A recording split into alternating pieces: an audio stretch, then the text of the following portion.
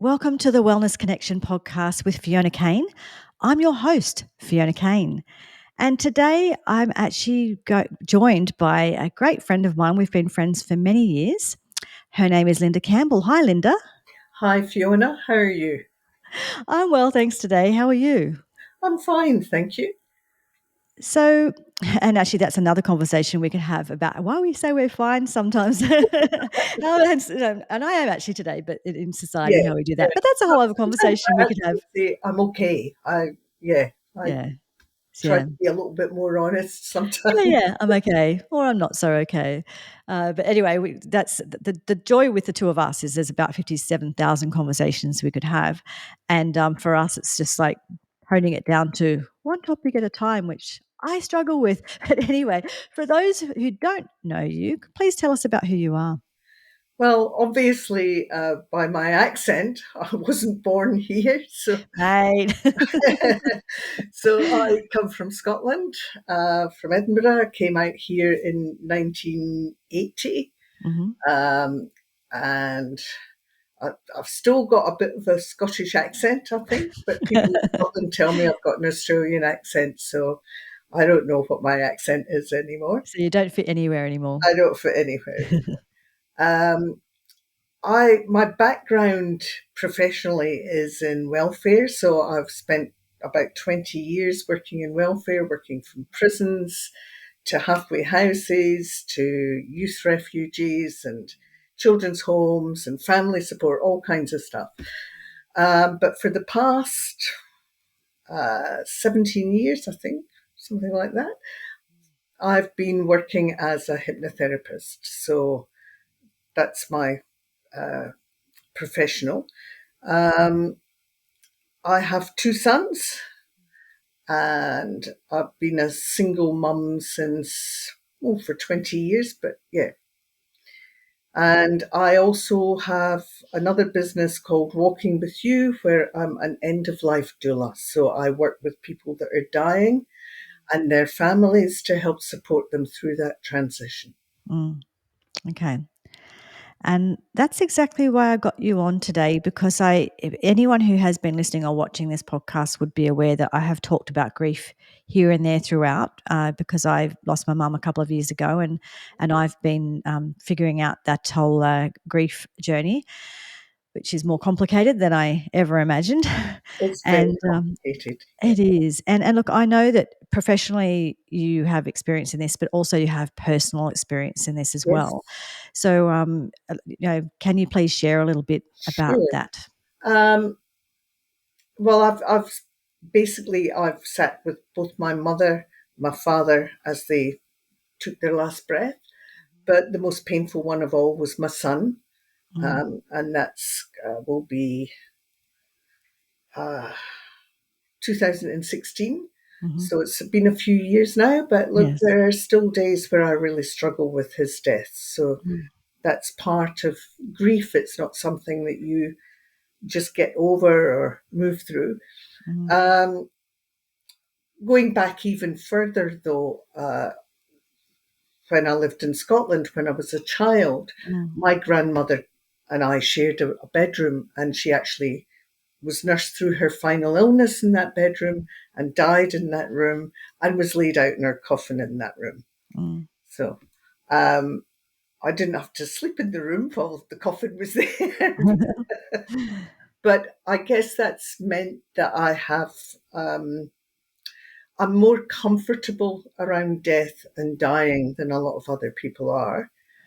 Yes, And I think in the Western world, I know at least in Australia, I can speak for, and someone of my age, which I'm 52, it's never been something that has been around, like not around me in that way, never in that way. It was always something far away. It was at the hospital, it was at the funeral home, but not something in your home. that's right. Mm, That's right. And there is a move back towards people dying at home, mm, which is, as an end of life doula, that's something that I would help people with, yes. putting in those arrangements. Mm, If you ask people, most people would say they want to die at home, but the reality is that the majority of people die in hospital. yes. Yeah. Yeah. Because dying can be quite a complicated business. physically and emotionally. So there's a whole bunch of reasons for that, of course. It can take a long time. Mm, I mean, it can be sudden, as it was mm, with my son, mm, or it can be a long, drawn out process, mm, which families have to deal with, whether that's the person's at home or in hospital. It's something that the families have to cope with. mm. I know it can be quite complicated, as in I know that at the end of my mother's life, eh, the last few days, the specialists, they were actually reviewing their treatments every 3 or 4 hours because her needs changed very rapidly. Yes, And they would change, and then they'd change again, and they'd change again. And they were vital at the end of her life to just keep her level of comfort until she passed. And so I know it would have been lovely to have her at home, but I'm glad actually that she wasn't at home and we were with her in the hospital because it was just so complicated. I would have had to have all the staff with us at home, I suppose, otherwise. But the hospital kind of dealt with some of those really complicated things that yes, were really hard for us to manage. And, so yeah, there's not one right way of it happening, I there is. suppose. It's just what works out for Yeah, that family or for that person. yeah. And the palliative care units in the hospitals are really, really good Mm, at working with people and giving support to the family as well. mm, yeah, yeah. And it's just like I've said, so complicated. And what I do know is that you and I have had these conversations a lot. Is that there's lots of lots of sayings about grief, lots of things that people believe about grief that I just think are not true, or not as simple as maybe it's made to sound. So I suppose if you were to sort of myth bust some things around grief, or clarify some things, what are some things that you've learned? Okay, so one of the things is the stages of grief, Mm, and that is a sort of popular, or was a very popular sort of theory around grief based on Elizabeth Kubler-Ross's work, mm, and it talks about 5 stages of grief. Um, the thing is that Kubler-Ross wasn't working with people that were grieving; mm. she was working with people who were dying. Okay. So that it was the way that those people came to accept their own mortality and their own Mm, death. So that's where the 5 stages came from. okay. So the So it's a grieving, very their different own personal experience. grief about their own death. Mm. Yeah, that's very, very different. The It's personal very different. experience of the person dying to the experience of the loved ones. It's very different. But people have got kind of stuck on that, Mm, or a lot of people have got stuck on that. mm, The truth is, there's more than 5 stages. And they're not linear. We don't go from anger to denial to, we go round in circles, and mm, sometimes you can be feeling guilty, or sometimes you're sad, or sometimes you're angry, or whatever. Those are all natural responses to grief, and we go through them, we jump about in them. mm, We're not, yeah, it's not linear. I quite often in my hypnotherapy practice, because I work with grieving people in that as well, I get people that come in that feel like they're doing grief wrong mm. because they're not following the 5 stages. Well, yes, yeah.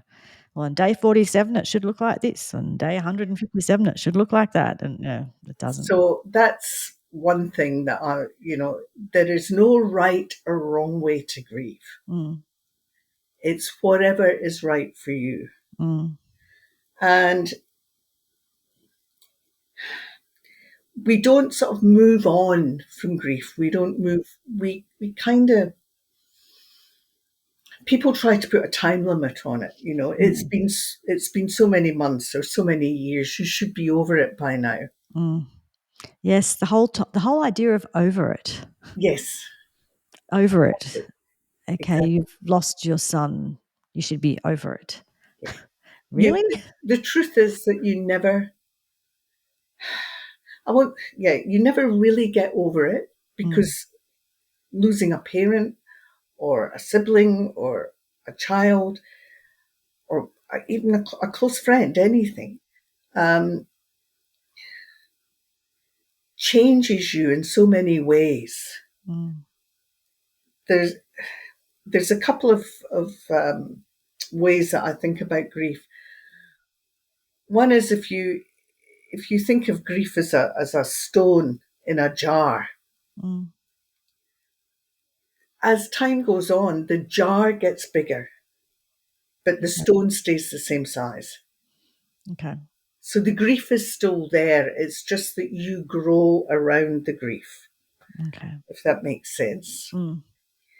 And another one again, it's like that you carry grief in your pocket, Mm.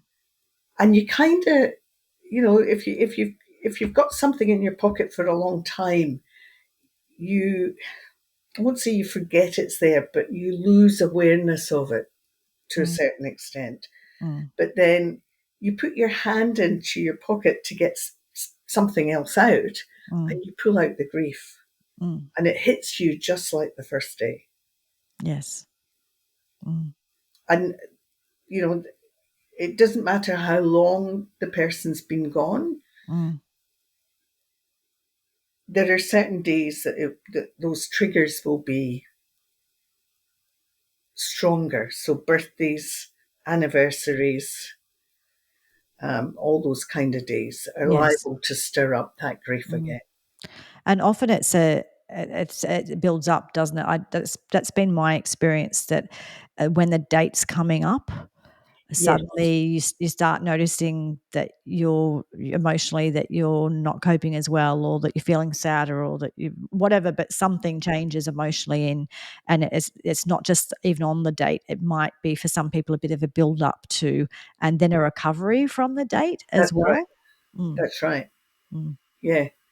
Um, and sometimes the day itself isn't that bad. Mm. the, Yes. the build up can be worse. Yeah. With Mm. those special dates, what I'd say to people is organize to do something. Mm. Like on my son's birthday, I'll go out for dinner with some of his friends, or I have done in the past. That Mm. kind of fell apart during lockdown. Yes. But, just doing something with people that know him or Yes. knew him. Um, and the same with the anniversary of his death. Mm. I'll plan something and carry it out. And that way, I'm more supported on that day as well. Mm. Yeah. Yeah. Yeah. And So with my sorry, go. no, no, you go ahead. I was just gonna saying with my experience of grief, it's I suppose it's like you were saying with you put your hand in your pocket and you feel that rock that's in your pocket. Uh, I find that it comes in waves. Yes, So it's it, and a wave can come out of anywhere at any time. So it may relate to an anniversary or something. It may be a song on the radio. It may be something that somebody says. It might be a scent.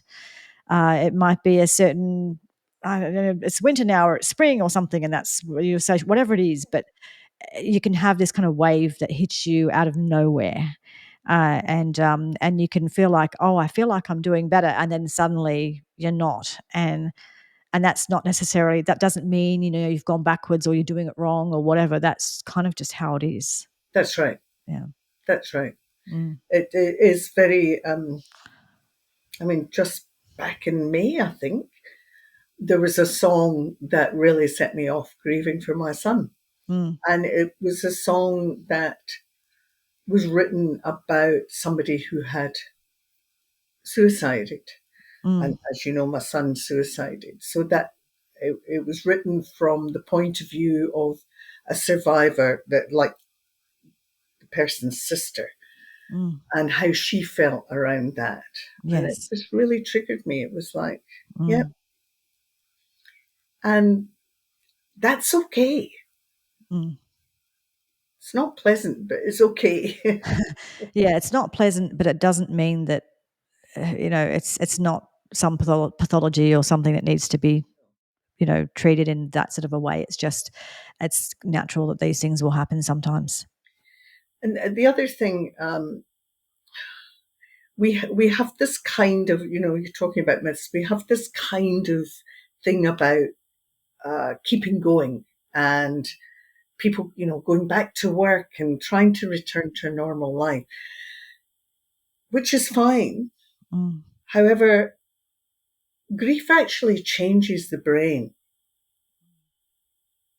It actually turns off certain parts of the brain. Mm. So for most people, the first 6 weeks of grief, you're still in massive shock. Mm. Even if it's an expected death, there's still a Yes. shock process. Mm.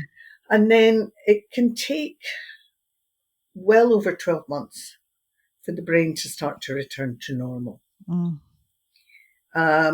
In some cases, it can take a couple of years, 3 years. So that's why they say that you should not make any major decisions within 12 months of a death. Mm. But it also means that you need to be kind to yourself. Mm. When you're going through that cognitive dysfunction that grief causes, it's easy to kind of beat yourself up over it. Mm. But it's a natural process. Yes. So yeah, literally your brain is not functioning in the way it normally would be. It's not, there's something wrong with you. It's just literally that's just how grief works. It actually has a physical effect on the brain. that's right. Mm. That's right. And the other thing is, I'd just like to bring up people and pets, for example, because for people that have a dog or a cat or a rabbit or any animal that's part of their life, Mm. that when that animal dies, the grief that provokes can be as profound as if it was a family member or a friend, because they are It's a members of family the member family. for them. Yeah. And sometimes I think people are very dismissive of people that are grieving a dog or a cat or something. Oh, it was only a dog, it was only a Yeah. cat. But to I that think we person, it somehow feel wasn't. like we have to grade grief, like you're allowed to have more pain if this grief, but less pain with that grief, and that grief, you should be over that one in 5 minutes, and like a Yeah, rule book that says what's acceptable and what's not as far as feeling grief over whatever situation or whatever loss. yes, Mm. yeah. So, and also with grief, some people can have PTSD as Mm. well. So you Yes. can get complicated grief, complex grief, Yes. where there's other factors that play in, especially with things like if the death has been through an accident or through suicide, Mm. especially if the person witnessed it, Mm. that can Mhm. cause all kinds of other issues along with the grief Mm. that are part of the grief, I should say. Yes. Yeah. Mm. So, yeah, when you've had that trauma, that sort of trauma keeps sort of coming up, and that's where it's too like I just had a tiny version of that compared to what someone witnessing those kinds of things or whatever. But just in that, there was a few things towards the very end for Mum that were unpleasant for her and unpleasant for me, and at the time I would say quite traumatizing for me. Yes. And one thing that's very small moments and very small things compared to kind of literally watching, you know, seeing some of the things that people have had to experience. But I found for myself that it's been just over 2 years for me, but initially I was having trouble sleeping and I was replaying things in my mind and that kind of stuff. And what I've worked really hard to do, and it's only been 2 years, but what I've worked really hard to do is have different memories and have Yes. like focus more on like I will look at more pictures of my mother when she was a bit younger and happier and things like that. So it doesn't kind of trigger those memories of when she was unwell. And so it's that sort of thing too. It's focusing on, it's trying to get your brain to attach to the good times or the good memories or the good things, and not be consumed with the things that were traumatizing for you. And that's, for me, it was very small, but that's obviously a big process for some people, and probably takes a lot of support, a lot of Why are you minimizing yeah. yourself there? Yeah, well, yeah, exactly. I just sort of said that we grade things, and then first thing I do is get out the chart and grade myself. Yeah. But yeah, it is true that we have those traumas, and like, we remember them, and then that does make it more complicated because that's attached to it. So you Yes, will kind of have in different situations or whatever. Not only is your grief coming up, but you also having that trauma event that's right. coming up for you as well. So, So yeah, yeah. the day after my son died, I got a big photo of him Mm, uh, that was on the wall in my bedroom, and I brought it through to where everybody was, and I had it just sitting. I don't know if you remember that. You were, I do. yeah, Yeah. just sitting there because I wanted to fix that happy time in my mind Yes. Yeah. rather than what had just happened. Yeah. I remember you saying that at the time, that you were trying to create the new pictures in your mind to replace ones that were really hard. Yes, Yeah.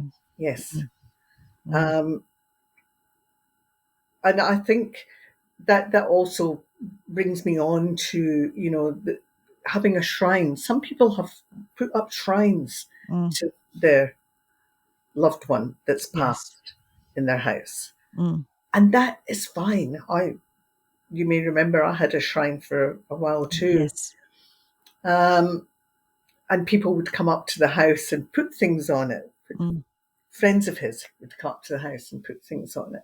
yes. Um, and that's fine too. I worked with a man once who uh, his son had suicided, and he kept putting up shrines, and his wife kept taking them down because it made him sad. Mm, And it's like, yes, that's okay if it makes him sad, mm, but it's a way of remembering. And I mean, with shrines, you're usually putting on things that are happy. mm. Sorry, I haven't got my phone on silent. That's okay. Let me just put it on silent. I forgot to do that. Usually it's on silent all the time. And everyone's different in what works for them, whether they want to have the photographs there or they don't, or that kind of thing. And so it can be that's the thing, the tricky thing, within a family or friends, that everyone deals with it in a different way. That's And right. so I suppose it's tricky to sort of, for the families to negotiate sort of what that might look like for them if they're living together and one person wants this and one person wants something different. Yes, Mm, yes. mm, Um, and the other thing too is like things like people that are um, they've had the person cremated and they have their ashes mm, and they want to keep them. They don't want to let them go. And mm. again, that's fine. Yes. Yeah. But it Yeah. can cause problems within a family if one person wants to do one thing and one Yes. person wants to do the other. Mm. Yeah. Yeah. Yeah. And that's why I suppose it is good if it's where it's possible, in situations where it's possible, if you're able to have a conversation with a person before they pass, in the situations where that's possible, find out what they want. Yeah, And that sort of exactly. simplifies it, but it is tricky. And even then, even if you have found out what they want, it doesn't mean the family all agree or whatever it is. But yeah, it's tricky stuff. I think that when we grieve, what I've seen a lot of in families is a lot of division can happen in families because everyone's hurting, and they get caught up on different things and hurt each other more. That's And right. it's really just that speaking through their grief. And if we could realize that, maybe, you know we could be a bit kinder to each other around it as well, or a bit more forgiving Yeah. about some of the things that happen in that early time when we're grieving like that. But you're right. If a person knows that they're going to pass, going to die, it's good if they can make their wishes known Mm, beforehand. yes. Like, do they want their ashes scattered? Do they Mm, want to be buried? What kind of service do they want? mm, Do they want a memorial service? mm, all those things, because that causes less division Yes. amongst Yeah. the family later. Yeah, and it makes it simpler because it is because my mother wasn't really able to talk a lot about a lot of things in regards to death, but she told me the songs that she wanted, Yes, and she told me that she wanted to be cremated and where she wanted to go. And so at least those things, because when you're in grief, like you said, your brain's just not it's like your brain isn't together. You can't remember and you can't think and you can't piece things together. So trying to plan things at that point can be really hard. But if you've got, like, I literally sort of sat down on my computer and typed up what she asked for, yes, and I sent a copy to my sister and my brother. If anything happened to my computer or something, I wasn't around, this is what needs to happen. But it just made it really, really simple. It's like, okay, she wants this, this, and this. Bang. Okay. And rather than going, oh, should it be this or should it be that? Or it's so I think it does, if it is possible. It's not always possible for a lot of reasons, but if it is possible, it is great if you can have some of those conversations, because it makes it so much easier for you, as like one less thing you have to struggle with when you're dealing with the grief. yeah. I would encourage everybody actually to make plans for their own death and what they want. I've actually got photos picked out and the music picked out for my. You don't trust your son to choose the good ones if you put all the awful ones. No, I'm choosing the ones I want. I'm not leaving it up to him. Mm, Um, and just being able to have those conversations with people is really important. yeah, yeah. And the other thing, you were talking about it before, but I want to move on to another sort of a different sort of topic, but one that relates to this. But just before we do that, I thought it's just good to point out something that you explained to me one time, is that, when we're at the beginning and early on, whether you said it's that first year or whatever it is, but early on, because of the different hormones that are going through our system, stress hormones, that sort of thing, sometimes there can be a certain level of numbness that we have in the beginning. Yes, And when those hormones start to change and that wears off, it can feel a lot worse. yes, And often that's like, well, I think in your case it might have been the second year, but I think that it wasn't just the second year, but people can be surprised by that they think, oh, I'm doing really well. And then suddenly the second year or the third year, whatever it is, they're yeah, feeling worse. And that's the kind of the biological reason that happens, is literally because they don't have that numbing effect that they had that's maybe right. early on. That's right. I think with traumatic death, Mm, and especially if it's a child, a mm, son or a daughter, yes.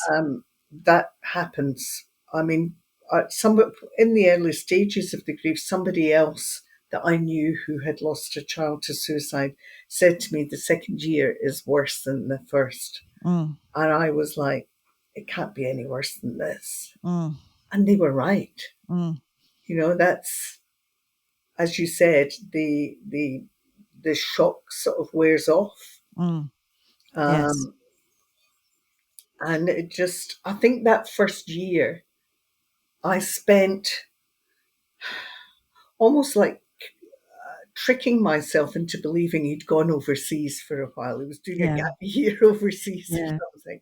Yeah. Initially, you can imagine other things. You can make up little stories in your mind to make it easier. But as time goes on, the reality The reality hits. I mean, I wasn't hits. consciously doing that, But yeah, but I think, yeah, there was a time where I'd hear a car coming down the street that had an engine sounding mm, similar to his, mm, and I would be, oh, here he comes, mm, and I mm, was still doing that 6, 7 months after he died. It took a mm, long time for that to kind of change and wear off. yes. Yeah. Yeah, Mm. and I And thought, that's just our brains trying to protect us as well. I think that's right. our brain tries to protect us from really hard stuff. So sometimes it does do that, plays those sort of different tricks on us. Yes, And I'm not sort of telling people, oh, it gets worse the second year or whatever. I'm not trying to freak people out. It's just more, understanding that it doesn't mean there's something terribly wrong with you. that's right. It's just part of the grieving process, that it can look different for different people, and and like you said, it's not linear. So it's not like, well, month one it's like this, but month two it's better, and month three it doesn't. It's It just, doesn't work like that.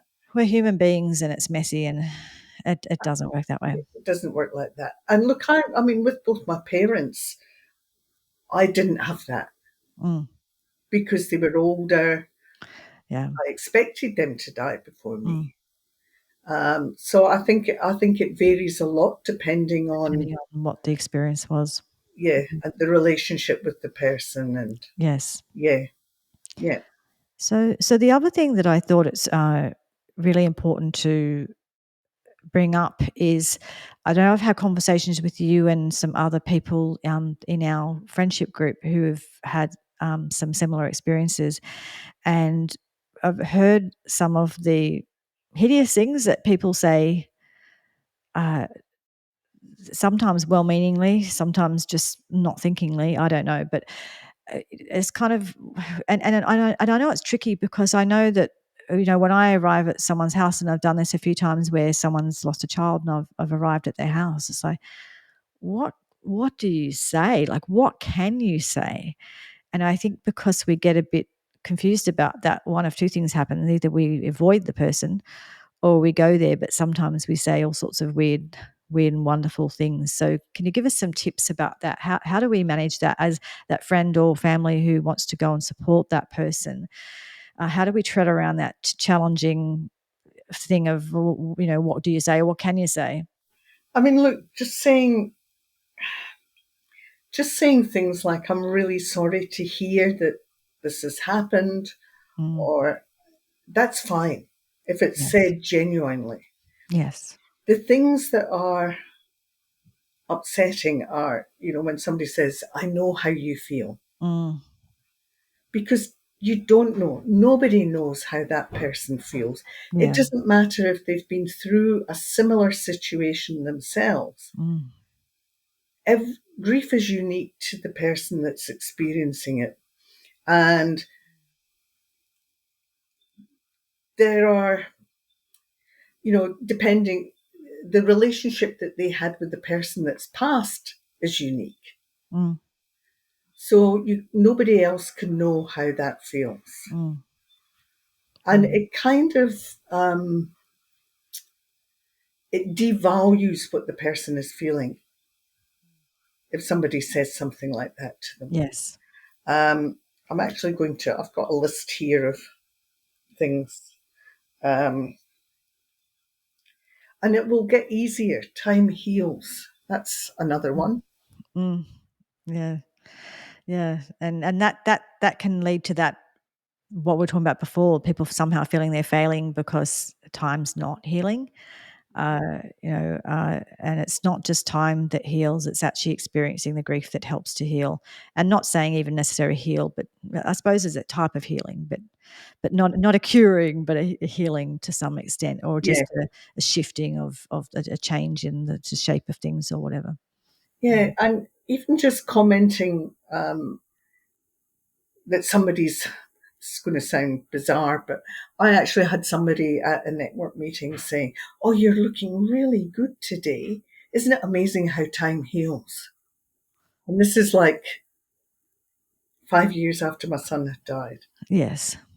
And what Mm, that does is it makes you feel almost guilty that mm, you're able to do things and look good and do things, enjoy things mm, without that person mm.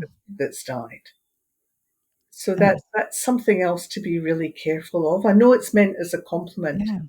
but it's, But also that person's making an assumption about how you do feel. yes, Just because you've recovered to a certain extent and you're physically looking after yourself a bit better and you're looking better, doesn't mean you know what I mean? You can't make assumptions of what that really means, what's yeah, really going on for the yeah. person. But So yeah, also like you said, it's that sort of, I think it's a particularly complicated thing with parents, is that, you never want it's you feel terrible that even thought that you would somehow be okay one day, and one day you'll smile and be happy or whatever. It just seems like that's not okay, and it's not possible. And then if it is possible, what does that say about you? There's all this guilt that associated with it, isn't there? that's right. Yeah. Any phrase that begins with, um, you should, you will, Mm. Any phrase like that, Yeah. stay clear of. Yeah. If you Well, told everything happens for a reason. that was a yes, everything happens for a reason.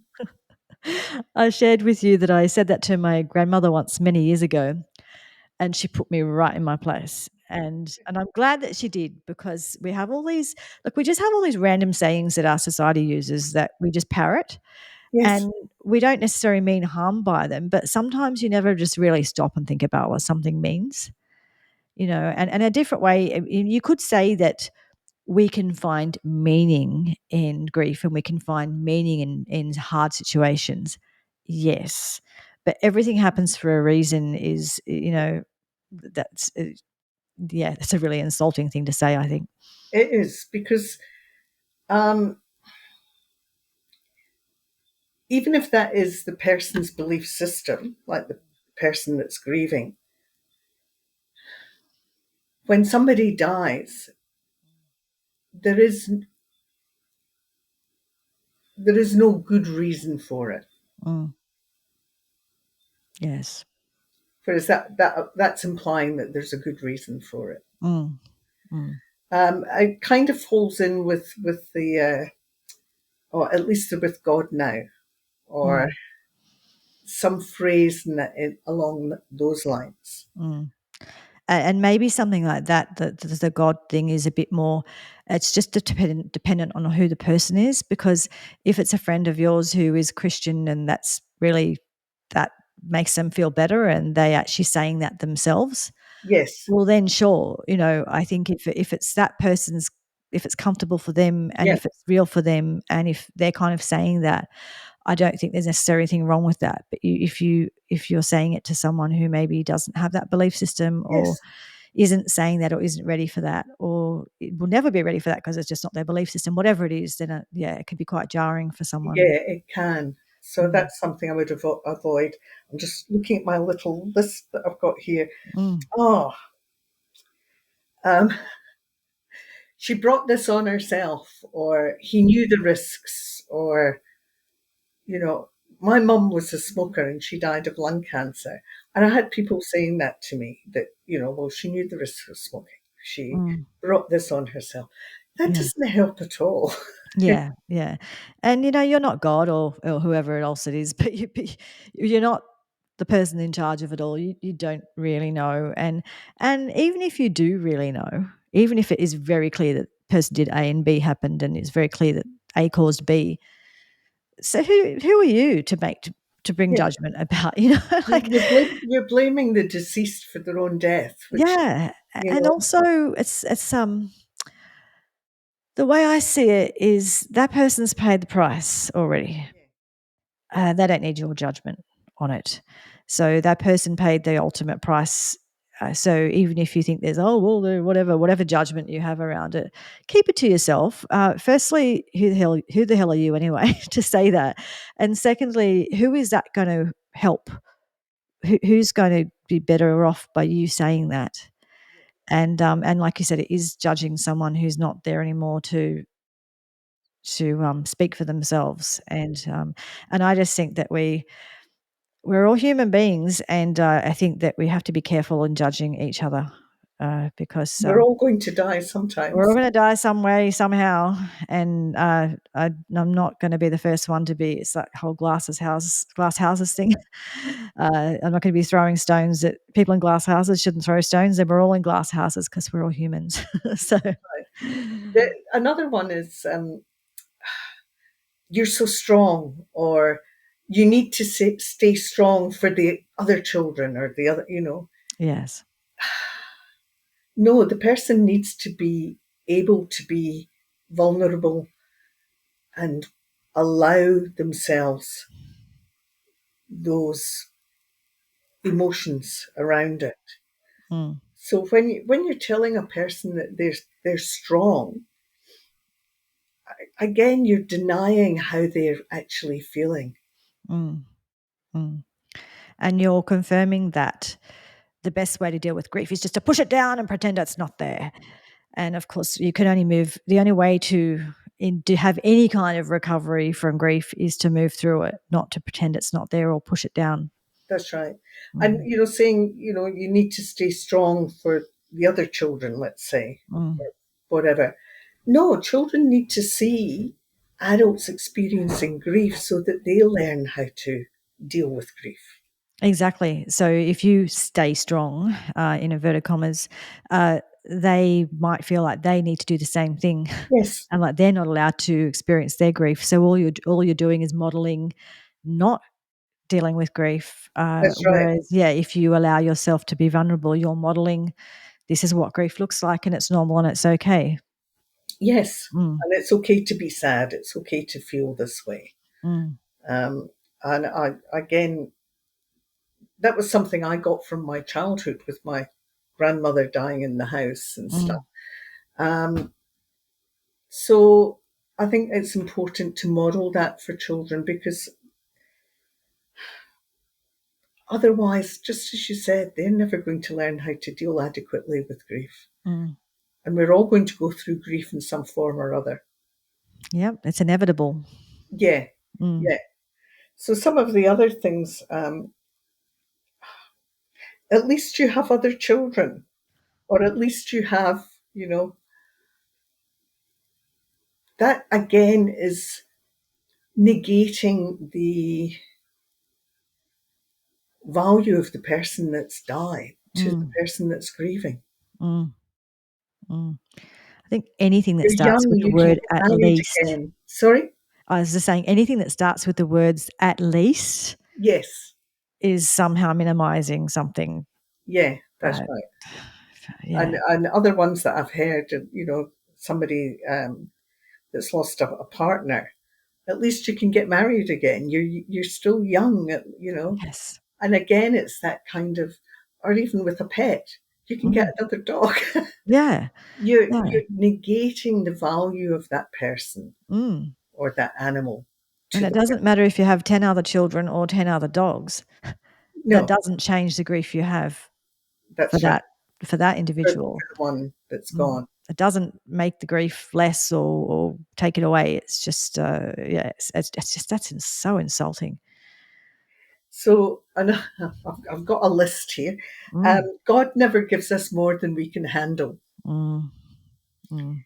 Again, there's that assumption that the person believes in God. Yeah, But yeah. you know what? Sometimes He does give us more than we can handle, Mm, especially if it's a suicide. Siblings of suicides are more likely to suicide mm.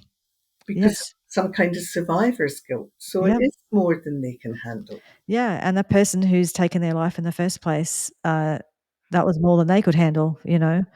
So, yeah, sometimes, yeah, we do get more than we can handle. It's I think and again, I think these it's well-meaning. Yes, it is. Most of these things I think, are well-meaning or well-intentioned, but I think we just need to just stop and think about the words, and if you don't know what to say, maybe just don't say anything and just be there, you know?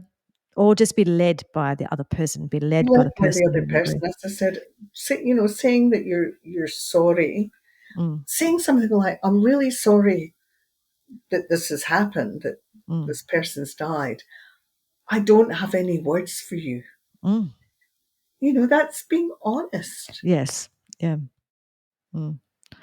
Yeah, and that wouldn't Because no words are going to take away that pain. no, and that wouldn't offend the person because 'cause they're like, "Well, there isn't words. That's why you don't have words." So, rather than trying to come up with these, wise words, as it's this kind of whole, "Let me come up with some wise," The it's wise words. try not to be wise, just try and be present, and I think the more that and that's the other thing too, I think it's being led by the person because, for example, uh, you don't the other thing that I think is important, a really important one for you to explain to us too is, how before I was saying, okay, well, religious stuff, well, you talk to the person the way they talk. So if they use religious language, fine, then you want to use that with them, great. But if they don't, then you don't. But the other thing too is asking people to share things that they don't want to share. So if you want, there were times that when when I was with you where there was things that you wanted to share and you told me a lot of detail about a lot of things, and there was other times that maybe you didn't, but I never asked you to. No. And so I just let you choose if and when you shared things and when you didn't. But, there's sort of, you've told me about some situations where people ask you to share and it's really inappropriate. Yeah, you're right. It's you should always let the person that's grieving uh, set the pace Mm, of any conversation. mm, And often the person will want to talk about the person that's died. They want to remember them. One of the biggest sort of fears, I suppose, that people have is that other people are going to forget their loved one. mm. Um, so they often will want to talk about them and share memories. And if that's how they are, then encourage that. Yes. Mm, And even if you personally knew the person and you've got memories that you can share, you share them. mm, mm. Um, but yeah, that whole there's things that people have said, sort of like talking about them isn't going to bring them back. That's Yeah. another one that What, used like to you say thought it to me. was? Yeah, no, How insulting. but that's because that's making the person that they're talking to feel uncomfortable. It's Uncomfortable. not. Yeah. It's got nothing to do with the person that's doing the talking. Yeah, that's why I think we have to examine our emotions around this stuff and understand what's motivating us to say the things we do and don't say. And I think there's that balance between, and this is a tricky one, the balance between you don't want to act like the person doesn't exist anymore because it's important for the person grieving that that person does exist in their life and they can still talk about them and whatever. But I think the tricky thing for other people is knowing like if to bring them up at all, because you don't want to act like the person doesn't exist, but you also don't want to trigger someone or traumatize someone. You know what I mean? And I Yeah, think that's a tricky thing that sometimes people have too. They're talking to you. Do they even bring it up, and do they talk about those experiences, or they talk about that person, or do they kind of just act like just don't say anything because they don't want to upset you? I think in general, even if it upsets the person, the grieving person, then hearing somebody else talk about their loved one Mm, can be very healing. yes. I love it when somebody tells me a story about my son, Mm, mm, or when his brother says, "Hey, remember when?" mm, Um, that's important mm, to me, and I think to most people it would be, even if it yes. makes them cry. Yeah. And again, it's we feel uncomfortable about it because we're not comfortable with their pain. Yeah. Yeah. Yeah, I've had that happen to me where I've cried and then the person's like, "Oh god, I'm sorry, I'm sorry, I'm sorry." I'm like, "No, it's okay." Like Yes, it's not, you didn't do anything wrong. But I'm really vulnerable right now and I'm feeling a lot of pain right now. So that was natural. It was going to happen. But I didn't feel angry or, I wasn't upset that the person said anything. I was upset because I was sad, but that person didn't, it wasn't a bad thing, It's like, no, it's okay. You didn't do anything bad. You didn't do anything wrong. And I think that's it because we are uncomfortable. The tears come out and think, oh my God, yeah, what have we done? And I feel like, I don't know. I feel like if the person really said, like, there were times when, like I'll give you an example, like with my clients were worried about me, so I'd get on a call or a consultation with a client and they'd ask me about mum.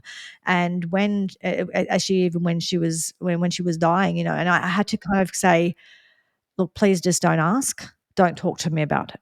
I will talk to you later when I'm ready, because I couldn't start a consultation. You're about to start a consultation with someone and they, how's your mum? And now you check into this place where you're watching your mother die and it's like, very complicated and there's lots going on for you. You cannot carry on a consultation with someone and look after them and look after what they need if you launch yourself straight into that place right at the beginning of the consultation.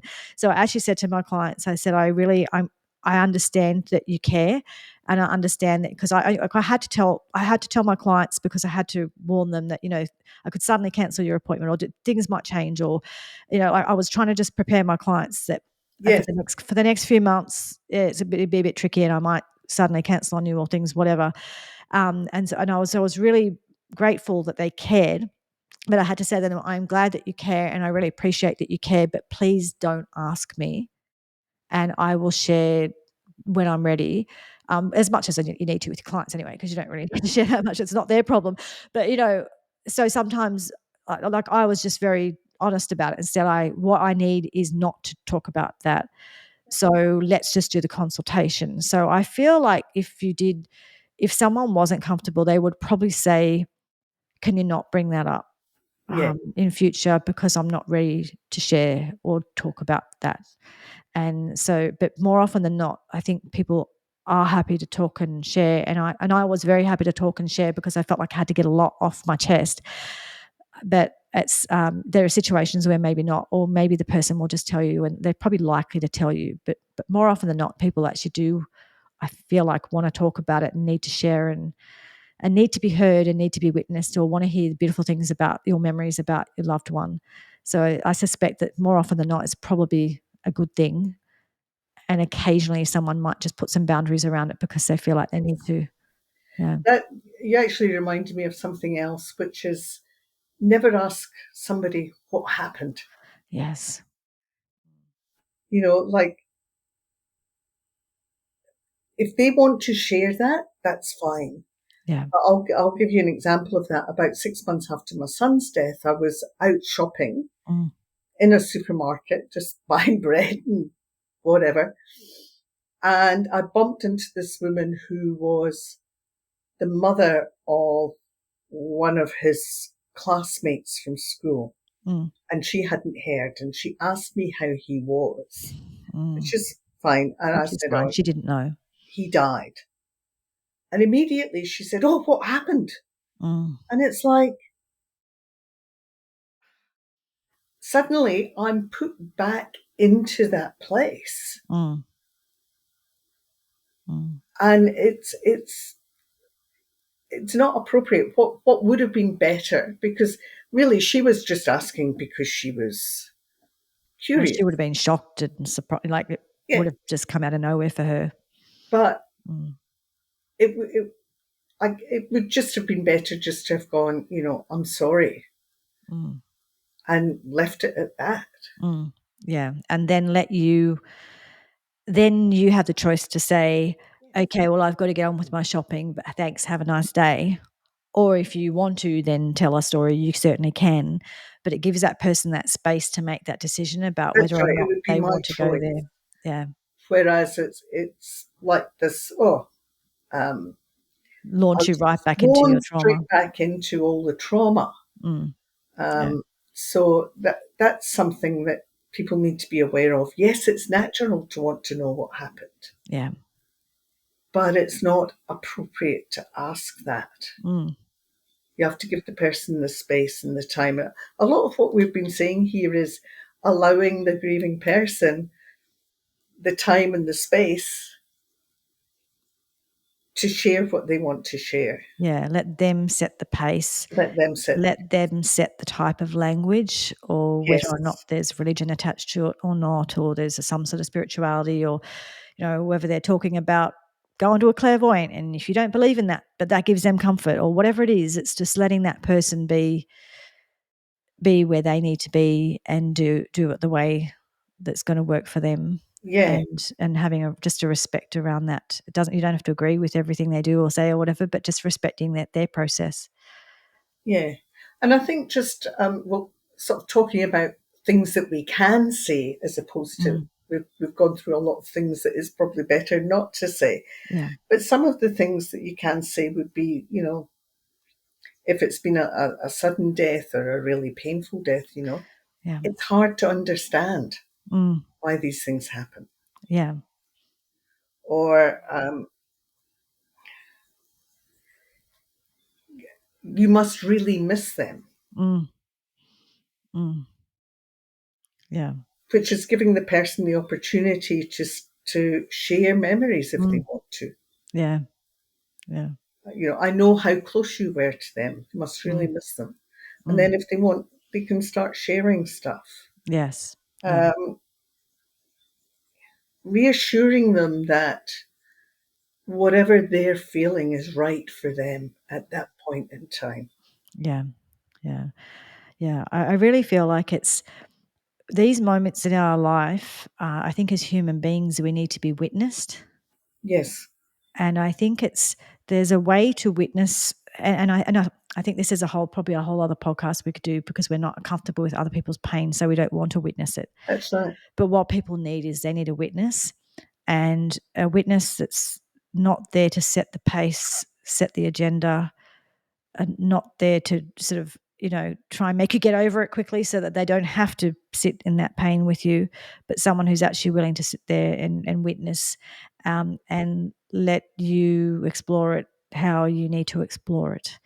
I think that's a big part of it, is just being prepared to be the witness. And because I think that we have to do something. And maybe you can do something, but that might be things like you can go and buy the cat food, or you can clean the kitchen, or you can make some food for the person, or you can just listen to them. Yes, But you can't fix it. yeah, So don't go in there with the idea to fix it, or if there's this you'll just have the great wise words that you'll say. Like, it's a bit like the movies. The movies, and it gets to the point in the movie where someone just says this great speech, and then that person just gets over something. So I think we have this false idea about what our role is, yeah. and it's not to necessarily be the wise sage, or if the wise sage is the person who sometimes says less, not more. I think just sitting there in silence, if that's what the person needs at Yeah. that point in time, just being there. Yes. And you made a point about, getting cat food. Um, Often we'll say things like, if there's anything you need, just let me know. Mm. The thing is that at that point in time, the person can't think Yeah. of what they need. Yeah. Mm. And even when they do, it's hard to ask for help Mm. for a lot of Yeah. people. Mm. So it's better to maybe phone up and say, hey, I'm just going down the shops. What would you like me to get for you? Mm. Yeah. Being a bit more Yeah, or you might specific. even remind them if they're a bit, so they don't know what, and you say, "Well, have you got cat food? Or have you Yeah, got something for dinner tonight? Or, have do you you run need out of milk? milk?" Do you Or need whatever. bread? Yeah, Yeah. being "Have you more run out of toilet paper? Because you have a lot of people come to your house," or whatever. I might sound silly, but just simple things like that, that you just haven't even not even capable of thinking about. But That's yeah. right. That's right. But that we want we want to help, but we don't know how. Mm. But I Yeah. think we need to be more specific to that person. Yeah, yeah. Or there might be a person in that person's life who, often there's a person who comes in and they do become the one who's a bit of in charge is probably the wrong word, but who kind of just gets things done. And maybe that's the person you need to talk to them and say, all right, you're the person in that, you're the sister-in-law or whoever it is that's come in and is helping. What do they need? And that person can maybe be the one who fields all of Coordinate. Yeah, those conversations. yeah, yeah. Mm, yeah. And making sure that the person knows that they can, if this is appropriate, phone you anytime, day or night, and be prepared to take a phone call at 3 o'clock in the morning Yeah. when that person has woken up Yes. and just wants to talk about something. Yes. Yeah. So that's another way that people can help. Yeah. Yeah, Um, definitely. Mm. so I yeah, again, that reassurance that there's no right or wrong way to grieve, Mm, and that whatever they're experiencing is right for them. mm, I yeah. think,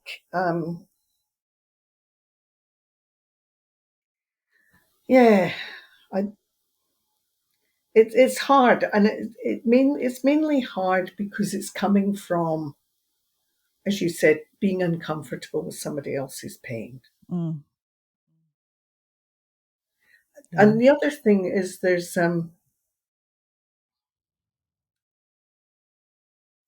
and I found I did this when my son died, Mm, um, because his friends were really upset and they were turning up at the house, and I found that I was comforting them. mm, So being careful about that as well. mm, That if there's a circle, like, it's sort of hard to explain it um, on this, but there is a circle of circles of grief. If you think of concentric circles getting smaller towards the middle, in the middle are the people that were closest to that person and that mm. are hardest hit by the grief, and Yes. then the circle moves out. Mm, And it should always be comfort going from the outer circles in, yes. comfort and support going in, Yeah.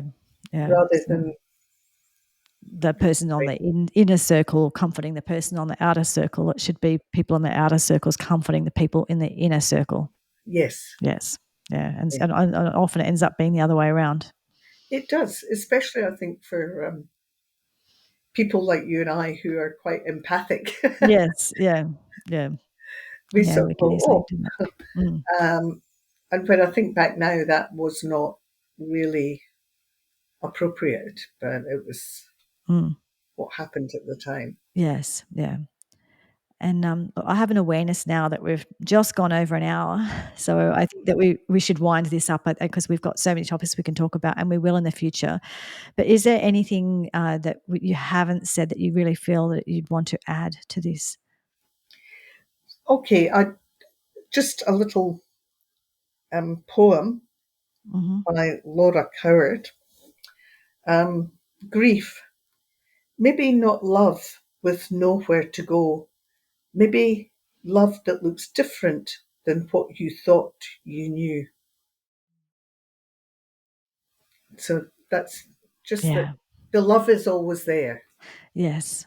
Yeah. but Yeah, definitely. it's going to be different. It's going to look different. Yeah. Well, I just want to thank you today. I really appreciate it because I knew that it's a big ask to ask someone to talk about these things when they've been through where they've been through the ringer with it. But I really appreciate that. I felt like that's exactly why you're the right person, though, to begin these conversations around grief, because I think grief conversations are really important. And I think that you have such an insight into it that you were the right person. But thank you, because not everyone would have said yes. It's not easy. Well, thank you for the opportunity, because I am, I guess, a passionate about Mm. helping people with grief Yes. Yeah. to Yeah. come to terms with dying. Yes. Yeah. And that's a whole other episode we could maybe do, is talking about the other side of it, the person who is Yes, dying as opposed to the people dealing with the grief, because that's what's a different type of grief. Anyway, another topic for another another time. topic. Well, But yeah, I really would like to thank you for that, and I will put ways to connect with you in the show notes. Is there a particular website or something you want to direct people to? It'll be in the notes as well. But if you want to tell us how to contact you, walkingwithyou.com.au. okay. So that was walkingwithyou.com.au. Yes, that's the website for the work that I do as an end of life doula. Okay. All right. And if anyone missed that, any relevant contacts, I will put in the show notes so that you can contact Okay, Linda. And if it's okay with you, I would like to invite you back for some future episodes, because I think we've got that'd lots be of different lovely. topics we could talk about. Yes, Um, yeah, that would so be lovely. Thank you. Thanks again, Linda. I really appreciate it. And to everyone listening and watching, thank you for coming along for the ride. And if you made it to the end of this episode, well done, because I know it says tricky. These are tricky emotions and tricky conversations. And please, if you can like and subscribe and share, so I can build this podcast. And thank you so much. And I will see you all again next week. Thanks. Bye.